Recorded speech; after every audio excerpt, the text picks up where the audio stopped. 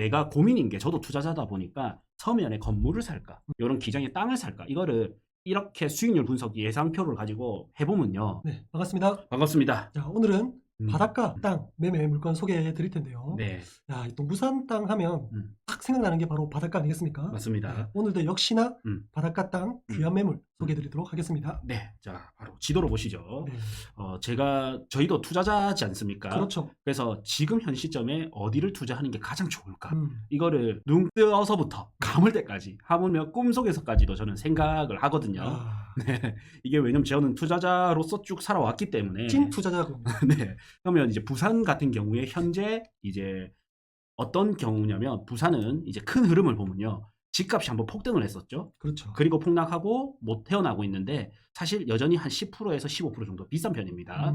그리고 건물 같은 경우도 많이 올랐어요. 부산이 특히 해운대, 광안리 이 위주로, 서면, 도심. 네, 전포동 이런 데 위주로 많이 올랐어요. 그래서 과거에 저는 이제 여기보다는 도심이 좀 싼 것 같다 했었고, 지금은 이런 개발지가 좀 싸거든요. 보통 사이클이 주택 시장이 있으면 그다음 상가 시장이 있고, 네. 주택, 그다음 재개발 재건축, 그다음 상가, 그다음 이제 토지 사이클로 오는데, 토지 사이클에서는 저희가 이제 전체적으로 보면서 이거를 보다 보니까 이런 보는 눈이 생겨버린 거예요. 네. 부산에서는 이제 상가 시장은 토지와 건물은 결국 땅값이 오르는 거기 때문에 그렇죠. 이걸 잘 봐야 되거든요. 그래서 부산에서는 땅값이 제일 처음 튀어오르는 곳은 서면입니다. 서면. 네. 부산의 중심. 네, 주택의 1번가는 해운대지만, 해운대. 네, 상가 건물의 1번가는 서면이에요. 그러고 나면 예전에는 어디냐면 광복동, 남포동 이런 데가 올랐는데, 그렇죠. 여기는 이제 조금 저무는 해였습니다. 네, 이제 앞으로 이야기는 하지 않겠습니다. 왜냐면 들고 있는 분들이 또 어떻게 네, 악플 달릴 수 네. 자, 그래서 2등이 어디로 갔냐면 2등 자리가 해운대로 넘어갔어요. 부남로 라인으로. 왜냐면 여기가 이제 상권도 상권이죠. 시행부지로서 가치가 있기 때문에. 맞아요. 최근에 여기 군함로 라인에 주상복합, 네. 오피 생수, 엄청 들어가죠. 네, 맞습니다. 그래서 해운대에 지난 장에 한 89% 정도까지, 거의 90%까지 오른 데가 광안리입니다. 그래서 공동이 2등이라고 보시면 돼요. 그 다음 연산동, 그 다음에 뭐 사상 이런 데 있지만, 네네. 사실 부가 지금은 동쪽으로 많이 기울었거든요. 그렇죠. 네, 그래서 실제로 요거 내가 조금 어떻게 보면, 자, 하나 보겠습니다. 부산을 기준으로요, 경기가 안 좋은 지금 꺼내도 어디가 주로 거래가 많냐? 일단 상가를 제가 찍었죠. 네. 기장읍이 351건 1등입니다. 와. 상가 거래가 제일 많은 곳이. 압도적이네요. 네, 그 다음 자동이고요. 그 다음 해운대구 우동이고, 해운대구 중동이고, 그 다음 강서구의 명지동이 가고요. 그 다음 부산 진구의 부전동, 사상구의 개법동입니다. 그러니까 제가 이런 거를 보면서 부가 어디로 기울었다, 동쪽으로 기울었다를 그냥 제 감각으로 하는 게 아니라 이런 거래건을 보는 거예요. 1등부터 4등까지가 전부 다 동부산이에요. 동부산이에요. 그럼 토지 한번 볼까요? 토지. 궁금하네. 자, 토지 어이구야. 1등 장안읍, 2등 일강읍, 이 두 개는 계속 바뀝니다. 네. 3등 정간, 4등 철마, 기장에 5개 읍면이 있는데, 네. 1등부터 4등이 다 기장이에요. 지금 뭐가 하나 빠졌죠, 그러면? 기장읍이 빠졌어요. 기장읍이 9위로 빠졌고요. 그래도 10위권 안에는 다 있고요. 그 다음에 철마, 문현동, 대저 1동. 이제 강서구가 나오는 거예요. 6, 7위에. 그러니까 강서구가 나쁘다라는 게 아니고, 뭐 중부산이 나쁘다라는 게 아니고, 지금 이 불경기, 이 주식 투자나 뭐 이런 거 투자할 때 제가 하나 좋은 거 알려드리면, 이제 지표가 이렇게 가지 않습니까? 네. 예를 들어서 이게 뭐 부산의 거래량이다, 혹은 부산의 거래량은 지금 이렇게 좀 빠졌겠죠. 네. 빠졌습니다. 근데도 불구하고 이거를 유지를 하는 이런 게 있단 말이에요. 이런 지역들이 있단 말이에요. 네. 그러면 이 부산 지표가 좋아진다 하면 이런 데는 더 치고 오릅니다. 그렇겠죠. 그러니까 불경기 중에서도 거래가 많은 곳이 경기가 좋아지면 어떻게 됩니까? 더 이제 더 간다라는 거죠. 거기서 이제 거기가 비싸지면 그 다음 이래 가거든요. 근데 이래 보면 1등 장안읍, 2등 일강읍, 3등 정간읍, 4등 철마면. 아니 거래량 자체가 토지 그냥, 상가가 다 기장, 네, 뭐 압도적이네요. 동부산 쪽 네. 압도적이네요. 네, 그래서 저는 향후는 그냥 동부산 시대다. 이때까지도 동부산 시대였고, 최근 한 3년, 5년은 동부산 시대였고, 앞으로도 동부산 시대더라 이래 보거든요. 네. 그래서 다음번에 기회가 된다면 연산동이나 사상이나 뭐 북항이나 또 컨텐츠 다루도록 하고, 그 다음에 이제 여기서 이걸 잘 보셔야 됩니다. 해운대가 오르면 그 다음은 이제 송정입니다. 네. 이제 우리가 시내 상가를 볼 때는 역세권 따라가거든요. 네, 근데 이제 바닷가 토지는 어떻게 되냐면 해수욕장 따라갑니다. 이게 집계 효과가 가장 크거든요. 관광지니까. 네. 그죠? 해수욕장이 없으면 무슨 무슨 포 이런 이제 상권이 형성되는 항구마을 혹은 공원. 자, 그다음에 이제 일강이 있죠. 네. 그다음 이제 임랑이 있는데 요즘 사실 임랑을 좀 건너뛰고요. 임랑이 있는데 임랑을 건너뛰고 그렇지, 나사리 간절곶으로 갑니다. 아. 나사리 간절곶 이건 한 세트로 묶어야 됩니다. 자, 이렇게 해서 하나 보시면 해운대구가 옛날에 이제 100일 때 송정이 50, 일강은 25. 네. 그러면 임랑 나사리는 12.5. 그거의 절반이에요. 25의 절반. 반반. 네, 이렇게 시세가 흘러가는데 과거에 이제 해운대 집값이 올랐죠. 2019년 11월 조정 대상 지역이 풀리면서 폭등을 했어요. 네. 그러면서 한 1년 정도 뒤에 토지가 폭등을 했거든요. 그래서 구남로 라인이 엄청나게 많이 올랐습니다. 맞아요. 네, 그래서 1억 하던 게 2억, 2억 5천까지도 올랐습니다. 그러면서 송정이 5천, 6천 하던 게 1억에서 1억 2천. 1억 5천까지도 나오네요. 네. 그래서 그렇게 올랐고요. 그 다음 이제 일광이 이제 2,500에서 3,000 하던 게 5,000에서 6,000 가다가 멈춰버렸습니다. 네. 그러면서 불경기가 왔어요. 근데 경기가 좋아지면 다시 이게 움직이게 되고요. 그 다음 또 요 임랑이나 나사가 움직이게 되는데 저는 사업자 자체가 우리도 있어보면 알지만 땅 좀 찾고 싶습니다. 이 사람들이 대부분 나사 요 간절곶으로 가버립니다. 네. 네. 이제 바다를 보면 여기가 너무 이쁘거든요. 어쨌든 그래 보면 저는 지금 현재 제일 투자하기 좋은 곳이 일강하고요. 네. 나사 간절곶 라인인 것 같아요. 복잡하게 설명했지만 네네. 결국 가장 좋은 데는 요 두 군데. 예. 왜냐면 오르다가 멈췄고 과거 가격으로 빠져버렸거든요. 그러면 일강 땅값이 떨어지려면 이게 돼야 돼요. 일강 값이 떨어지거나 송정이나 해운대 땅값이 떨어지거나 네. 일강값이 올라야 돼요. 그런데 해운대 송정이 더 이상 안 빠지고 있어요. 그렇죠. 지금 이 시기국에도 많이 안 빠지고 있습니다. 그러면 나중에 경기가 좋아지면 다시 일강이랑 나사리 간절곶이 오를 걸로 예상이 됩니다. 지난 2017, 18, 19 불경기장에도 그렇게 움직였었거든요. 아마도 똑같은 패턴을 그리지 않을까 이렇게 싶습니다. 상대적으로 이제 일광부터가 동부산으로 뻗어 나가야 되는데 일광부터가 뭔가 좀 멈칫한 느낌 네. 이런 게 좀 있다. 네. 그 말씀인 거잖아요. 그렇죠. 근데 뭐 이 도시는 바뀌지 않고 있냐? 아니요. 계속 바뀌고 있거든요. 우리가 지나다니다 보면 계속적으로 건축을 하고 있는 게 네. 보이지 않습니까? 사실 바닷가는 우리가 뭐 해운대에서 보는 바다도 일광에서 보는 바다도 같은 바다일 수 있지만은 느낌이 다르잖아요. 느낌도 다르고 활용도도 다르죠. 그렇죠. 네. 왜냐면 해운대는 바다가 보이는 땅이 이제 없어요. 이미 호텔이라든지 이런 게 다 들어섰고요. 강안리도 다 들어섰어요. 근데 송정도 거의 다 들어섰어요. 네. 이제 남은 거는 일강밖에 없거든요. 그러면서 시세도 멈춰 있기 때문에 저는 지금 이제 이런 불경기 시국에 투자를 해야 되거든요. 네. 경기가 좋을 때는 팔아야 되고 그래 보면 요 일강 나사리 간절곶이 좀 괜찮다. 그래서 지난 시간에는 저희가 일강을 알려드렸고 네. 이번 시간에는 나사리 간절곶을 좀 알려드릴 거예요. 네. 근데 여기서 어떤 게 있냐면 찐 투자자들은 우리가 대출금이라든지 금리라든지 이런 거를 그리고 세금 이 세 개는 삼박자는 항상 따라 붙습니다. 왜냐하면 마지막에 내 최종 수익률을 결정짓기 때문에 그렇죠. 투자 유무를 결정짓는 거죠. 근데 여기서 최근 들어서 조금 아쉬운 게 어떤 게 있냐면 금리가 높아버리니까 대출이자에 대한 부담감을 많이 가지시더라고요. 그거 엄청 가지시더라고요. 네. 네. 근데 돈이 있는 분들은 면밀하게 따져봐야 돼요. 돈이 없는 분들은 사실은 내가 대출이자 나가는 거 당연히 부담스럽죠. 맞죠. 예, 저도 부담스럽고 나도 부담스럽고. 부담스럽고. 근데 만약에 내가 여윳돈이 있는데 투자를 하려고 하는데 대출 이자, 월세 이거는 면밀하게 계산을 해봐야 된다. 그래서 제가 이거를 준비를 했거든요. 네. 나중에 한번 보시도록 하죠. 네. 예. 자, 그래서 이제 여기에 대해 조금 이제 우리가 설명을 드렸는데 이렇게 해운대, 오시리아, 기장, 여기 서생, 진화의 수욕장까지 이 동부산 해안 라인으로 해서 쫙 가고 있죠. 뻗어져 나가고 있습니다. 네. 네. 지금 이제 그래서 오늘 물건지는 여기 나사리고요. 그 다음에 이제 여기 이제 나사리 물건지. 그 다음에 지금 나사리 식당이라든지 이런 것들이 너무 이제 좀 잘 들어와 있죠. 네, AOP 그다음에 어느 멋진 날 뭐 최근에 보니까 동광그릴이라고 또 고깃집도 들어와 있고 네. 대부분 일선 라인으로 뭔가 변화되고 있다. 이걸 잘 직감하셔야 돼요. 네. 거기가 탁 변화되기 시작하면 다 채워진다. 이제 갈 데가 어디 있습니까? 네. 뭐 뒷선으로 간다든지 일선 라인이 어느 정도 채워져야 되거든요. 네. 그래서 변화되고 있는 모습은 현장에서 꼭 확인해 보시기 바랍니다. 네. 자, 그래서 여러 개는 하풀이 좀 많이 들어왔다라는 네. 거고 지금 토지 한번 설명해 주시죠, 소장님. 오늘 물건은 울산 울주군 서생면 나사리에 있는 물건이고요. 토지 매매 물건입니다. 용도 지역은 일종 일반 주거 지역입니다. 지목은 현재 되고 비어있는 나대지입니다. 토지 면적은 161평이고요. 금액은 27억 3,700만 원, 평당 1,700만 원입니다. 네. 기타 세부 사항은 설명글에 제가 잘 올려놓을 테니까 네. 참고해 주시기 바랍니다. 네, 자 보시죠. 나사리 178번지 한번 네. 가보겠습니다. 나사리 178. 나사리 178번지입니다. 네. 네. 이거는 조금 지우도록 하겠습니다. 색깔이 헷갈리기 때문에.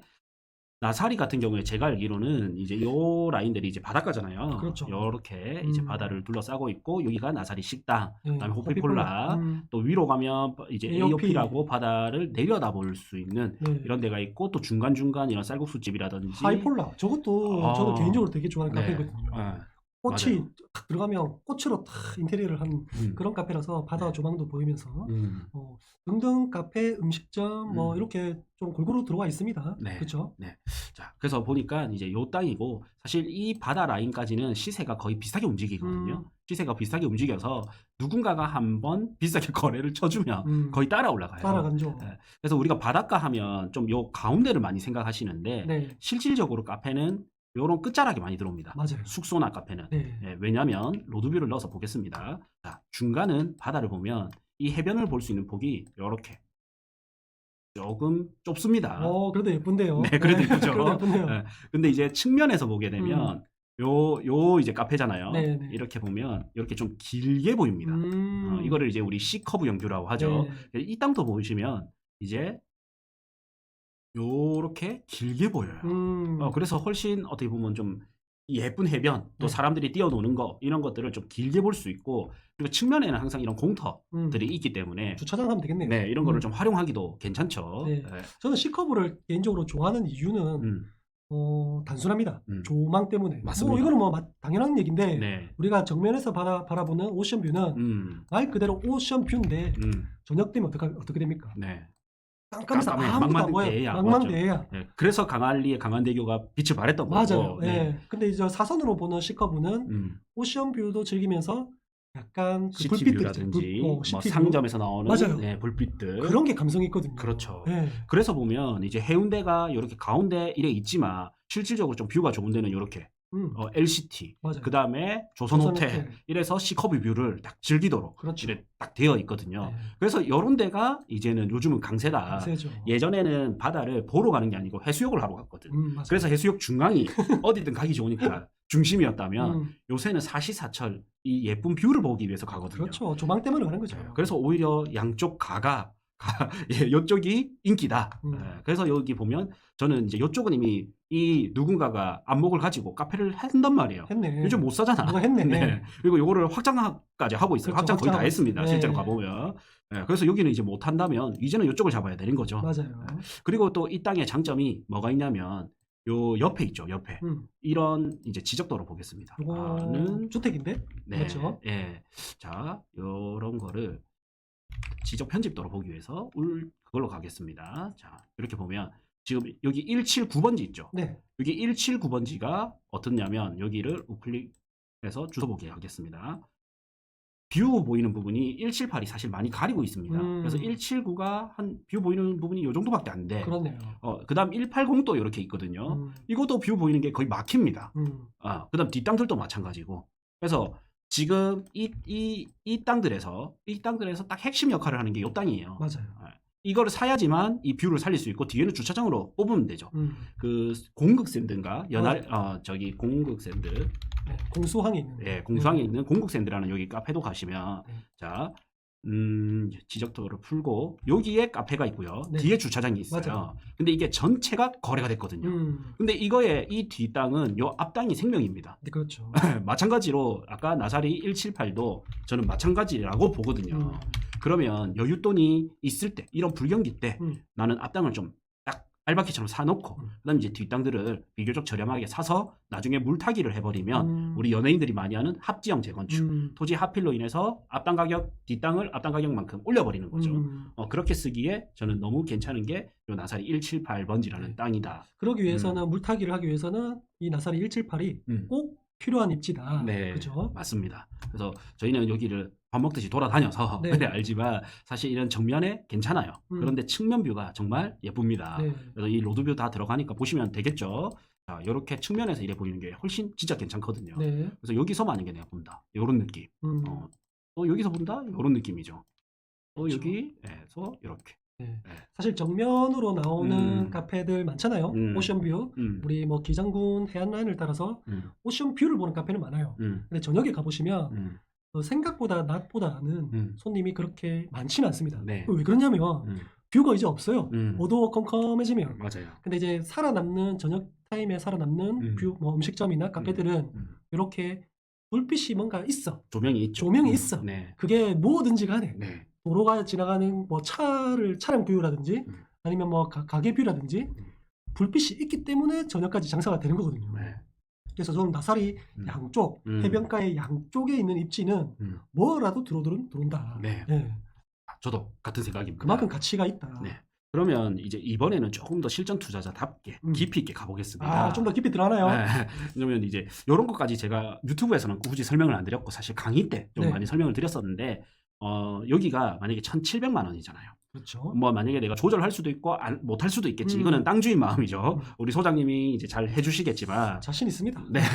자, 그런데 이제 우리가 앞으로 얼마에 팔릴까를 계산하는 방법이 있어요. 그런 방법도 있나요? 네. 우리가 이런 게 있죠. 이제 해운대 아파트는 어느 정도 팔릴까는 자, 이게 뭐냐면 입지에 대해서 알아야 되는데 입지 등급이라는 게 있어요. 네. 부산에서 아파트 일지 등급 1등은 어디냐면 해운대입니다. 네. 그래서 1급지라고 하고 2급지는 동래구 정도. 해수가 1, 2급지가 동래구, 연제구, 남구 정도거든요. 이 1급지는 예측하기가 조금 어려운데 2급지는 예측이 수월해요. 뭐냐면 이 1급지 가격을 따라갑니다. 그래서 상승장이 오면 2급지가 나중에 1급지 가격 정도까지는 무난하게 상승을 하게 되죠. 네. 그래서 1급지는 사실은 이건 좀 고급 스킬이란 고급 스킬인데 서울을 봐야 돼요.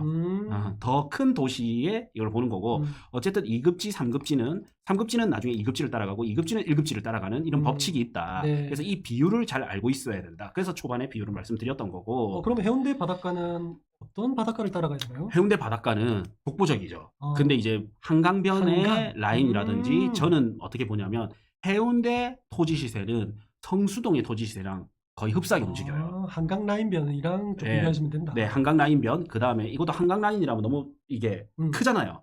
압구정에서 바라보는 한강이 있고, 그거는 좀 심하고. 네. 또 용산 한남동에서 바라보는 한강이 있고, 이 다른데 성수동 정도의 뷰가 안 나오는 땅값이 해운대 핵심지 땅값 거의 비슷하게 움직여요.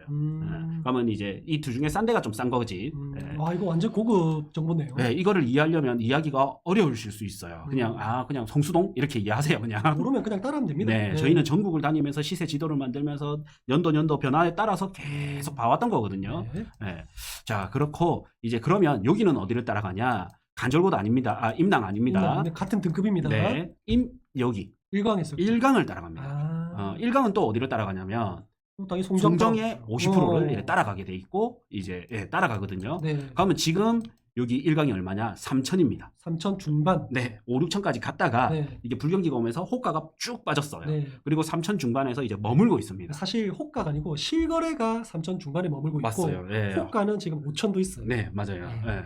그러면 이제 여기 3천이 나중에 지금 나사리 같은 곳이 호가는 사실 2천도 있거든요. 네. 2천 뭐 초반 이래 있는데 네. 지금 저는 여기 시세를 이렇게 보면 될 것 같아요. 1,500부터 네. 1,500이면 좀 싸다 생각하시면 되고 그렇죠. 1,500부터 2,000이고요. 2,000이야. 이게 나중에 이제 2,500에서 3,000까지는 갈 것이다. 그게 이제 1강의 사례를 보면 충분히 그렇게 예측할 수 이때까지 있다. 그렇죠. 이런 패턴들을 이래 보고 하면 이것도 이제 수익성 분석하는 방법이 있는데 그것까지 하면 너무 기니까 일단 오늘은 이 정도까지 그래서 한 2,500에서 3,000 정도까지 갈 것이다 이런 생각이 드는 거예요. 네. 그래서 이해하기 쉽게 제곱미터를 제가 평으로 했고요. 네. 이제 161평을 했습니다. 그 다음에 우선 가격을 못 깎았다 하면 1,700만 원이지 않습니까? 네. 1,700만 원으로 해보고 그 다음에 대출은 만약에 60%를 받았다.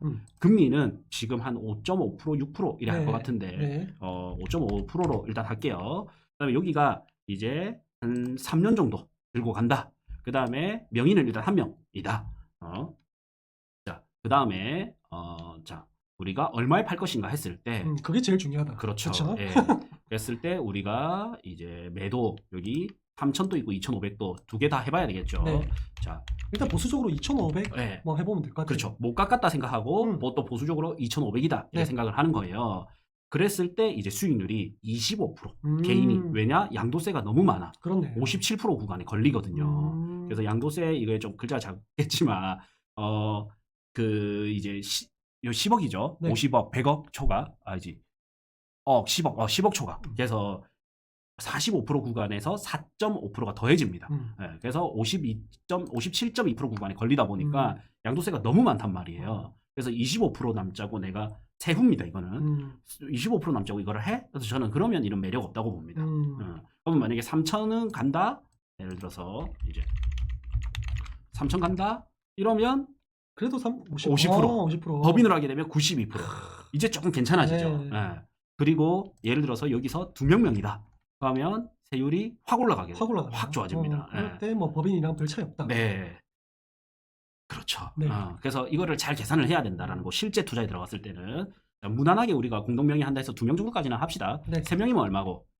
조금 더 올라갑니다. 그러니까 1명과 2명은 굉장히 차이가 큰데 2명과 3명은 차이가 조금 작죠. 네. 그래서 부부끼리 친하게 지내야 돼. 네. 사실 이 정도 규모의 땅이나 건물이나 이런 것들은 개인 명의로 사시는 분들이 저는 잘 못 봤거든요. 네. 저희가 오히려 법인을 추천드리죠. 그렇죠. 네. 아니면 네, 공동명의를 저도 추천드리고. 네. 어쨌든 이렇게 개인이 했을 때, 법인이 했을 때, 사업자가 했을 때 이렇게 뭐 수익률을 이렇게 또 나눠주니까 확실히 이해도가 좀 높습니다. 네. 자, 이번에는 3천이 아니라 2,500 그대로 2,500을 또 보수적으로 좀 가보겠습니다. 네. 이래서 3명 명의로 해버리니까 수익률이 50%대. 확실히 2,500과 3천은 차이가 큽니다. 그럼 이거네요. 개인은 무조건 명의자를 많이 넣어야 된다. 둘 셋은 넣어야 돼요. 네, 무조건 넣어야 된다. 네. 그게 아니면 법인으로 하라. 네.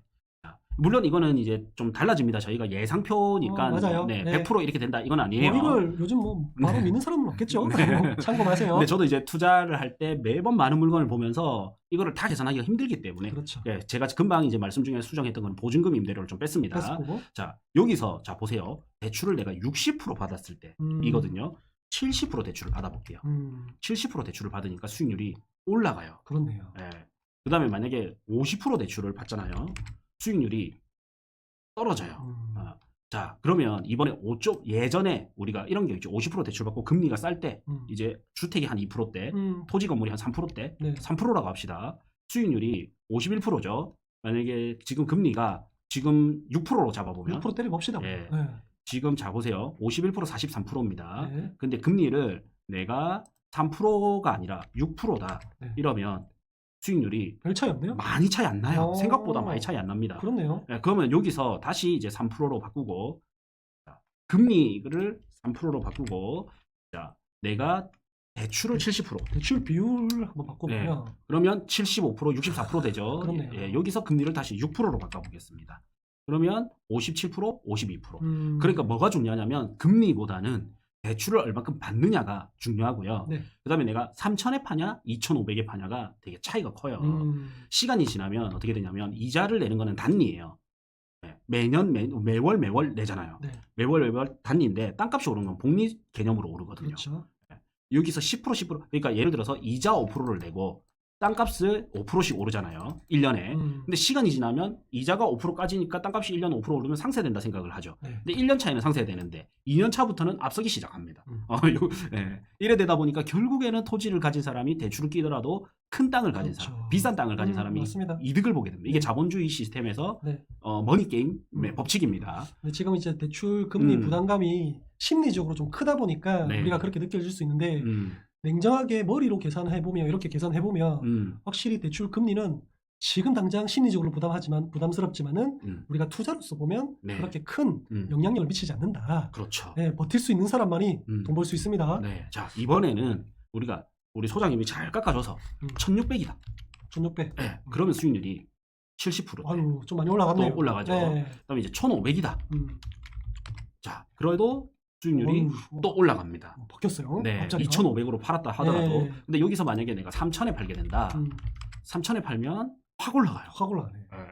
그래서 이제 땅을 살 때, 건물을 살 때 뭐냐면 내가 월세가 얼마큼 나오냐. 이거 내가 만약에 이게 월세 세팅을 한번 해볼게요. 월세가 이래저래 다 합쳐서 뭐 예를 들어서 그냥 뭐 똑같이 500만 원이 나온다. 자, 그럼 보증금이 뭐 1억이다. 1억센데? 네.